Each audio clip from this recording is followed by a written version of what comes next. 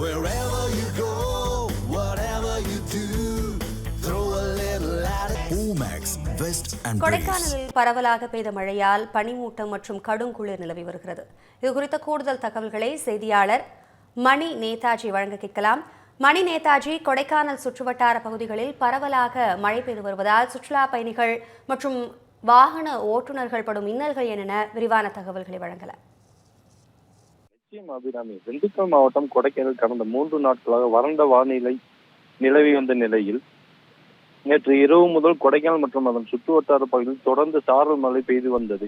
இந்நிலையில் இன்று காலை அதிகாலையில் இருந்து கொடைக்கானல் நகர்ப்புறம் மற்றும் கிராமப்புற பகுதியில் கடும் பனிமூட்டம் நிலவி வருகிறது. இதனால் மலைச்சாலையில் இயங்கக்கூடிய வாகனங்கள் எதிரே வரக்கூடிய வாகனங்கள் தெரியாத அளவிற்கு பனிமூட்டம் சூழ்ந்ததால் வாகன ஓட்டிகள் வாகனத்தை இயக்குவதற்கு கடும் சிரமம் அடைந்து வருகின்றனர்.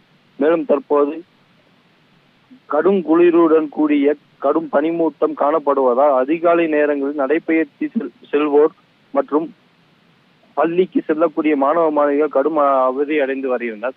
மேலும் கொடைக்கானல் மையப்பகுதிகளான பேருந்து நிலையம், நட்சத்திர ஏரி, அண்ணா நகர், நாயுடுபுரம் போன்ற பகுதியில் அதிக அளவு பனிமூட்டம் நிலவி வருகிறது. அபிராமி,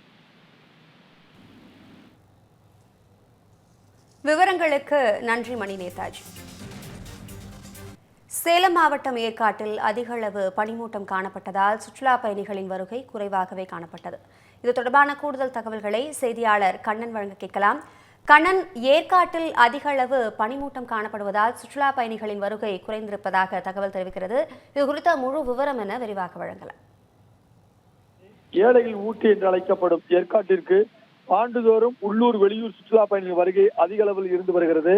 இங்கு வரும் சுற்றுலா பயணிகள் படகு இல்லம், ஏரி பூங்கா, அண்ணா பூங்கா, ரோஜா தோட்டம், பக்கோடா பாயிண்ட், லேடி சீட்டு, ஜென்ட் சீட்டு, சேர்வலாயின் உள்ளிட்ட இடங்களை சுற்றி பார்த்து கண்டுகளித்து செல்கின்றனர்.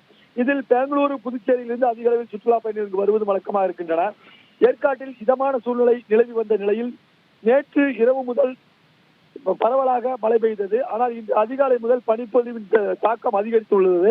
இதனால் வந்திருந்த சுற்றுலா பயணிகள் கடும் குளிர் நிலவுவதால் வெளியே வர முடியாமல் தங்குமிட்டுவிலே தஞ்சமடைந்துள்ளனர். இன்று காலை முதலே மேகக்கூட்டம் வந்து தரையை போற்றியது போல் பனிமூட்டம் இருந்தது. ஏரி பகுதியில் உள்ள ஒண்டிக்கடை ரவுண்டானாவில் சாலையை தெரியாத அளவுக்கு பனிமூட்டம் இருந்து வருகிறது. இதனை போல் தாவரவியல் பூங்கா, அண்ணா பூங்கா மற்றும் உள்ளிட்ட பல்வேறு பகுதிகளில் பனிமூட்டம் மற்றும் கடும் குளிர் நிலவுகிறது. இதனால் அங்கு வேலைக்கு செல்ல வேண்டிய உள்ளூர் பயணிகள், குறிப்பாக சொல்ல வேண்டும் என்றால் எஸ்டேட் தொழிலுக்கு செல்ல வேண்டியவர்கள், காபி தோட்டத்துக்கு செல்ல வேண்டியவர்கள் செல்ல முடியாமல் வீடுகளிலே முடங்கி கிடக்கின்றனர். இதனை போல் சுற்றுலா பயணிகளும் வீடுகளே முடங்கி கிடப்பதோடு வாகனங்கள் சாலையில் இயக்க முடியாத அளவுக்கு மேகக்கூட்டத்துடன் பனிக்கூட்டம் இருப்பதால் விளக்குகளை எரியவிட்டபடி வாகன ஓட்டிகள் செல்கின்றனர். அதுபோன்று சாலையில் நடந்து செல்பவர்கள் மிக அருகில் வந்தால்தான் தெரியும் என்பதால் சாலையில் மக்கள் நடமாட்டம் என்று வெறிச்சோடி காணப்படுகிறது. சுற்றுலா பயணிகள் வருகை மற்றும் மக்கள் நடமாட்டம் குறைந்ததால் அங்குள்ள வியாபாரிகள் வியாபாரம் இல்லை என குழம்பி வருகின்றனர். அபிராமி, விவரங்களுக்கு நன்றி Kannan. Wherever you go, whatever you do, throw a little at it. Omax, Vest and Briefs.